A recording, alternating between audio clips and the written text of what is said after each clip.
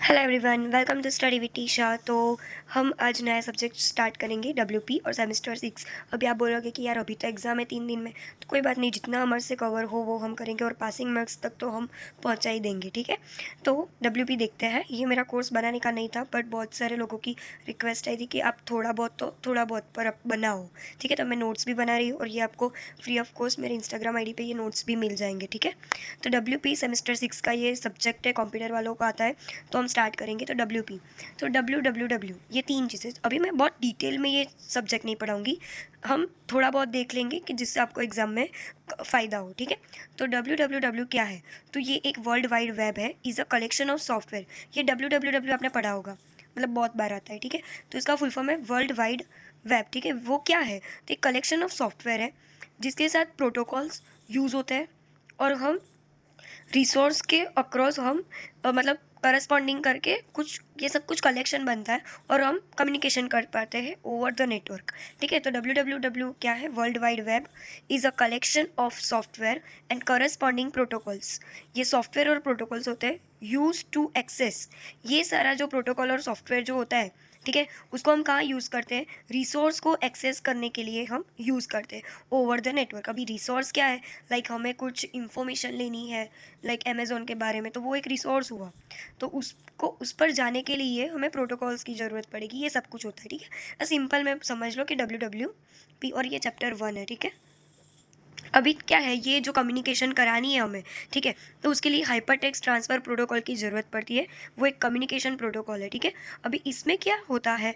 Transfer मतलब communication कराना है तो रिक्वेस्ट एंड रिस्पॉन्स मॉडल होता है ये।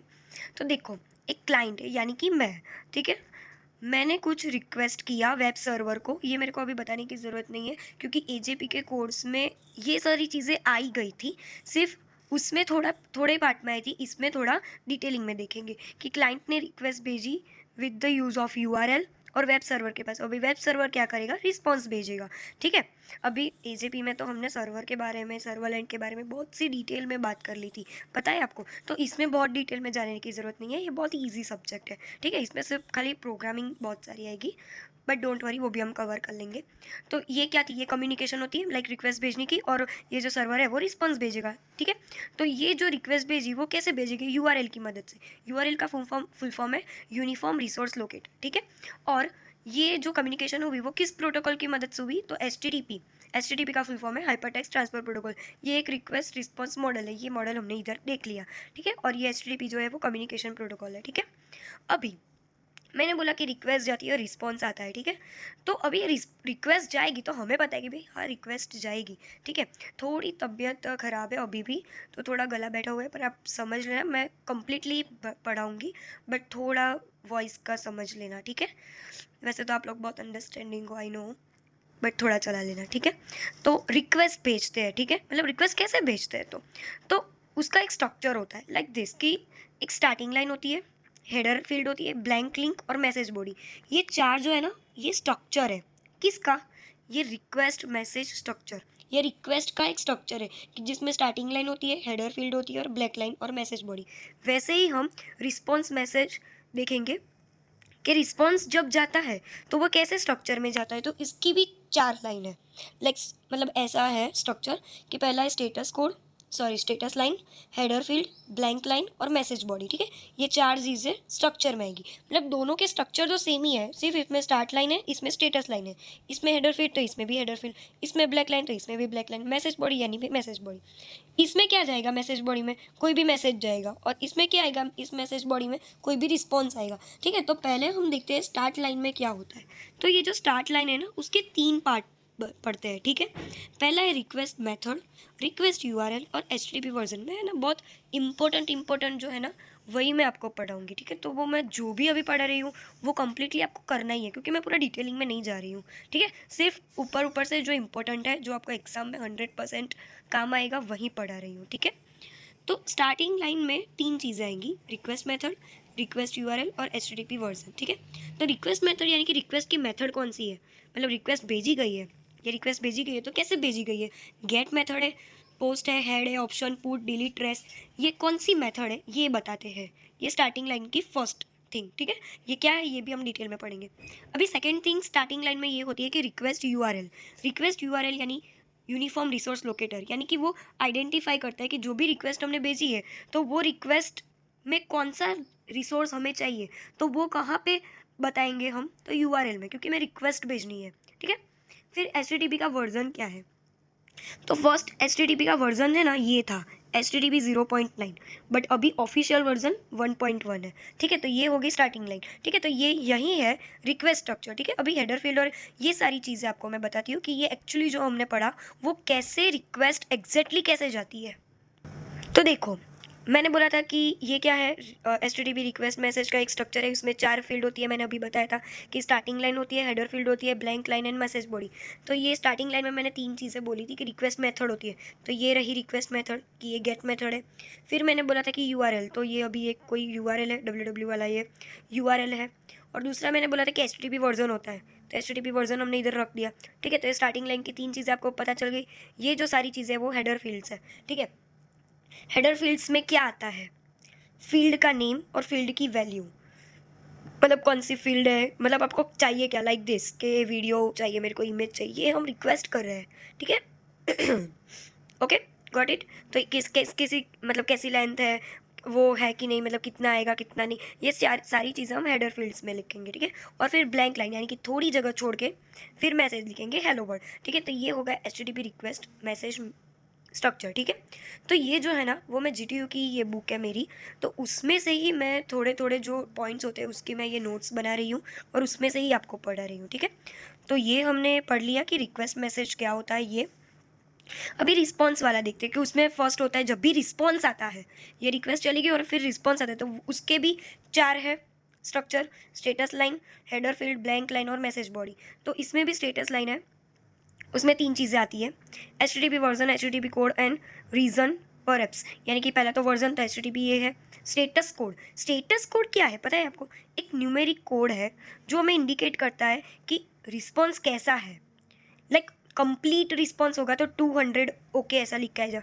अभी ये देख के आप कंफ्यूज मत हो जाना कि भाई ये क्या है, ये स्टेटस कोड मुझे नहीं मतलब पता नहीं चल रहा, तो इसको भी हम डिटेल में देखेंगे, ठीक है। तो रीज़न परहैप्स टेक्स्ट स्ट्रिंग, अभी जो भी आंसर आएगा रिस्पॉन्स आएगा वो टेक्स्ट स्ट्रिंग में आएगा, ठीक है। देखो मैंने बोला था ना कि ये जो स्टेटस लाइन है इसके 3 चीज़ है, HTTP वर्जन, स्टेटस कोड और रीज़न फिल्स।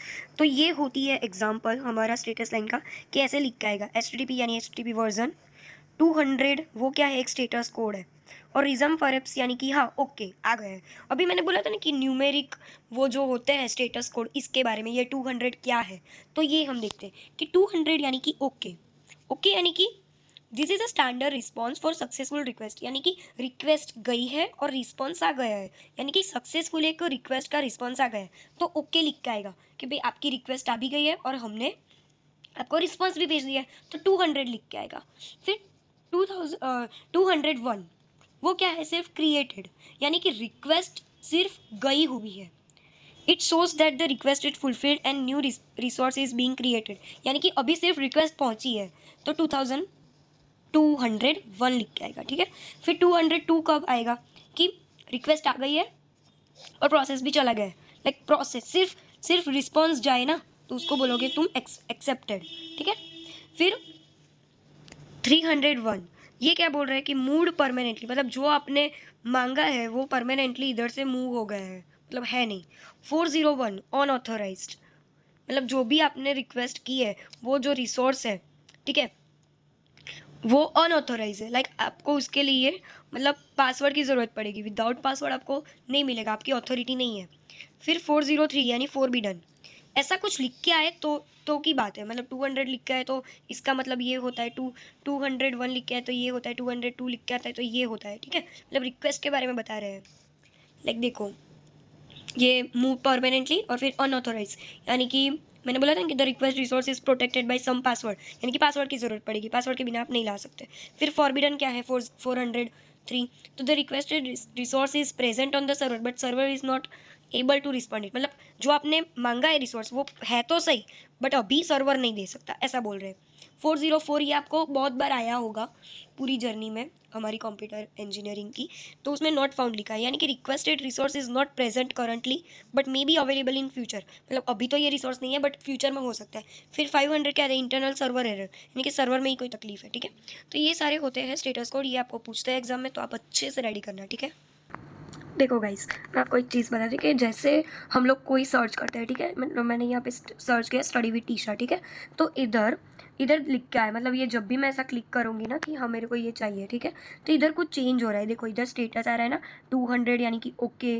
तो ये सब कुछ क्या है, ये मैंने यहाँ से कुछ डाला, ये मैंने रिक्वेस्ट की कि मुझे स्टडी विद टीशा चाहिए, ठीक है, स्टडी विद टीशा नाम की मतलब यूट्यूब आईडी चाहिए या जो भी चाहिए, ठीक है। मैंने इधर लिखा, ठीक है। तो इधर आप राइट क्लिक करोगे और फिर इंस्पेक्ट करोगे तो उसमें नेटवर्क में आपको इधर दिखाई देगा कि यहाँ देखो इधर स्टेटस दिख रहा है कि भाई हाँ ये 200 क्यों है, क्योंकि आपने मांगा था और मैंने उसको ये जो आंसर मेरा जो था ये मैंने दे दिया है, ठीक है।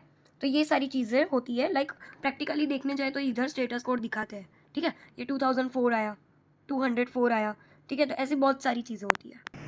अभी हम देखते हैं कि HTTP प्रोटोकॉल हमने जो देखा था ना, तो उसमें हम देखेंगे कि वो एक क्या है, कम्युनिकेशन प्रोटोकॉल है, ठीक है। ये बात हमने पता है। अभी ये है ना थोड़ा इंपॉर्टेंट है, इसलिए मैं बुक में से कर रही हूँ कि कम्युनिकेशन प्रोटोकॉल है, ये तो हमें पता ही है, ठीक है।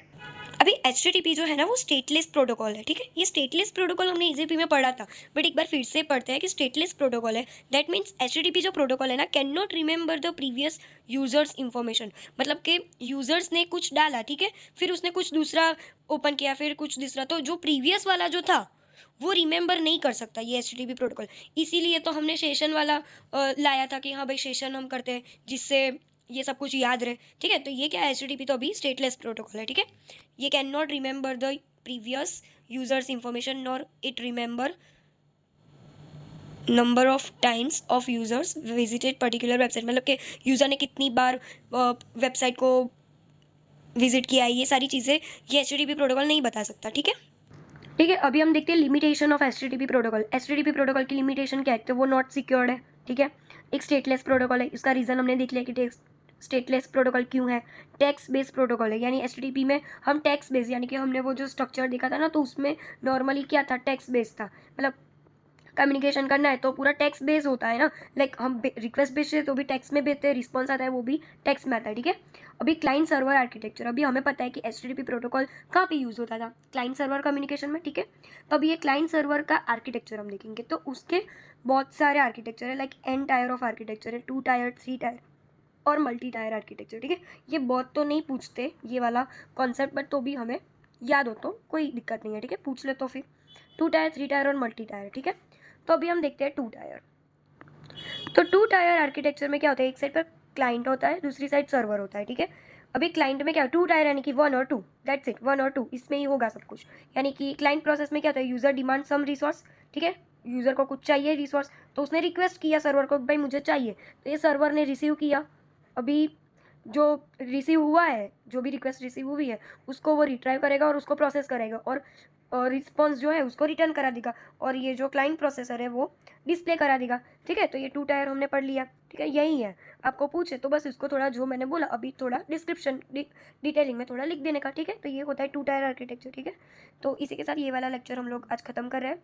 नेक्स्ट लेक्चर में हम 3 टायर और मल्टी टायर और GTU के पेपर के सॉल्यूशंस भी हम देखेंगे, जो चैप्टर 1 में पूछे जाते हैं, चैप्टर 1 में से आते हैं, वो वाले सारे विथ आंसर हम देखेंगे, ठीक है। और ये सारी नोट्स आपको कंप्लीटली इंस्टाग्राम की प्रोफाइल में जो पोस्ट है वहाँ पे मिल जाएगी, तो जाके फॉलो कर देना, स्टडी विद टीशा, ठीक है। Thank you for watching.